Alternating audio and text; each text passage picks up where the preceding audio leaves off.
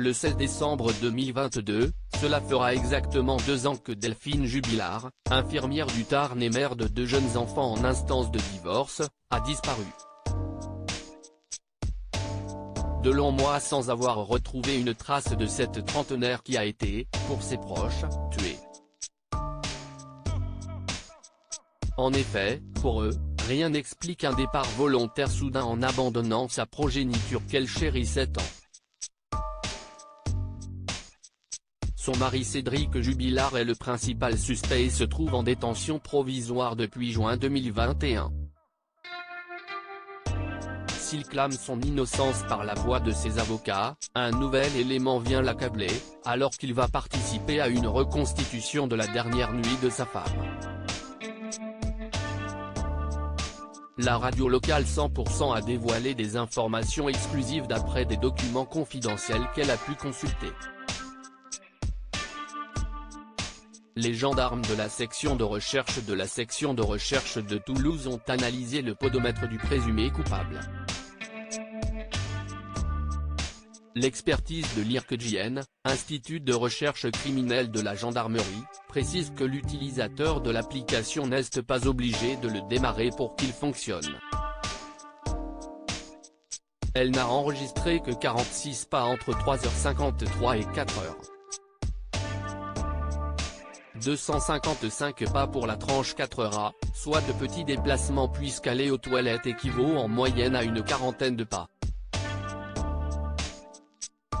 Ce qui contredit le fait qu'il a cherché son épouse disparue dans la nuit, comme il l'avait affirmé aux gendarmes peu après sa disparition. Son précieux téléphone, son point faible ? S'il n'était pas obligé d'avoir son téléphone sur lui, rappelons qu'il ne l'a éteint que 2 fois durant l'année 2020, il a toujours beaucoup utilisé son appareil au quotidien. Il a rallumé son appareil vers 3h50, et après le visionnage d'une vidéo du site de rencontre Badoo pendant plus d'1 minute, va tenter de joindre Delphine entre 3h54 et 3h57, en vain, précise le site 100% bien informé.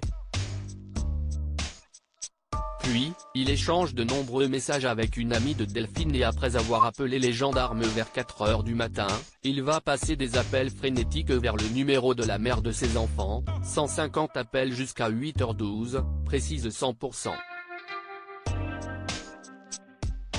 De quoi appuyer le fait que le peintre plaquiste n'a pas dû se séparer de son smartphone et que donc, le podomètre a pu bien calculer le nombre effectif de pas qu'il a fait. Un élément qui s'ajoute au fait que lors d'une disparition temporaire de Delphine en août 2020, parti regarder les étoiles et communiquer avec son amant dans la nuit, Cédric Jubilard n'avait pas appelé les gendarmes.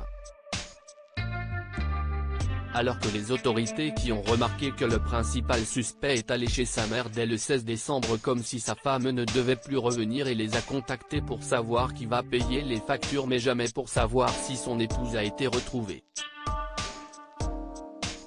Avec le fait qu'il a confié aux gendarmes que son téléphone n'avait plus de batterie alors que cet addict au jeu en ligne jouait peu avant à Game of Thrones dans la soirée du 15 décembre et qu'une expertise jointe au dossier d'instruction révèle que son indicateur de charge était à 91% le 15 décembre à 18h13, 40% vers 22h puis 33% à 4h12.